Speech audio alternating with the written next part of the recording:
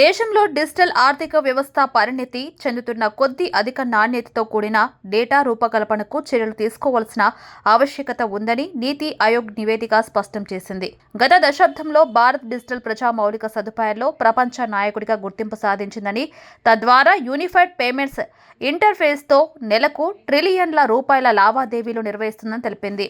అలాగే వివిధ మంత్రిత్వ శాఖల ద్వారా అమలు చేస్తున్న సంక్షేమ పథకాల డేటాను క్లీన్ చేయడం ద్వారా దుర్వినియోగాన్ని అరికట్టడంతో పాటు నాణ్యతతో కూడిన ఖచ్చితమైన సమాచారంతో అర్హులందరికీ సంక్షేమ ఫలాలు అందుతాయని వివరించింది.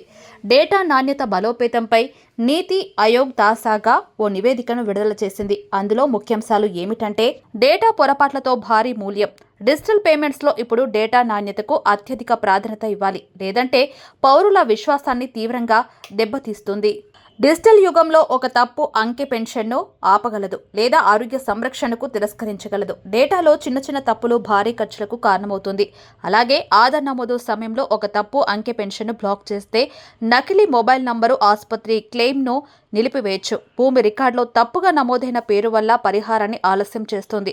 దేశవ్యాప్తంగా అమలవుతున్న కేంద్ర పథకాలు, రాష్ట్ర కార్యక్రమాల్లో ఇలాంటి తప్పులను గుర్తించకపోతే జరిగే ఆర్థిక నష్టం ఊహించలేం. డేటాలోని తప్పులు నిజాయితీ క్లెయిమ్స్ను తిరస్కరించడమే కాదు, అనేక అనర్థాలకు దారితీస్తుంది.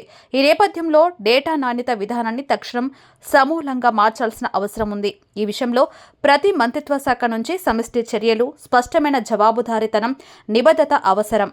గత ఏడాది దేశవ్యాప్తంగా పీఎం కిసాన్ పథకం లబ్ధిదారుల డేటాను క్లీన్ చేయడం ద్వారా 1.71 కోట్ల మంది అనర్హుల పేర్లను తొలగించగా 9,000 కోట్ల రూపాయలు ఆదా అయ్యాయి. గత 2 నెలల్లో దేశవ్యాప్తంగా ఎల్పీజీ కనెక్షన్ల డేటాను క్లీన్ చేయడం ద్వారా 3.5 కోట్ల బోగస్ ఎల్పీజీ కనెక్షన్లకు తొలగించగా 21,000 కోట్లు ఆదా అయ్యాయి. అలాగే ఏడాది కాలంలో దేశవ్యాప్తంగా 1.6 కోట్ల బోగస్ రేషన్ కార్డులను తొలగించడం ద్వారా 10,000 కోట్ల రూపాయలు ఆదా అయ్యాయి. డేటా నాణ్యత జాతీయ ఆవశ్యకత. ప్రతి రికార్డు ఖచ్చితమైనదిగా ఉండాలి. డేటా నాణ్యత అనేది ఫ్రంట్ లైన్ పాలనగా మారాలి. డిజిటల్ ఇండియాను నిర్మించడానికి డేటా నాణ్యతను బలోపేతం చేయడం ద్వారా మన ఆశయాలను సాకారం చేసుకోవాలి. డిజిటల్ పరిణామం తదుపరి దశను ప్రారంభించే సమయంలో డేటా నాణ్యతపై దృష్టి పెట్టాలి.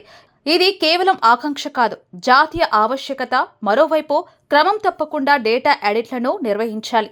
తరచూ సమీక్షల ద్వారా చిన్న చిన్న సమస్యలు సంక్లిష్టం కాకుండా నివారించాలి.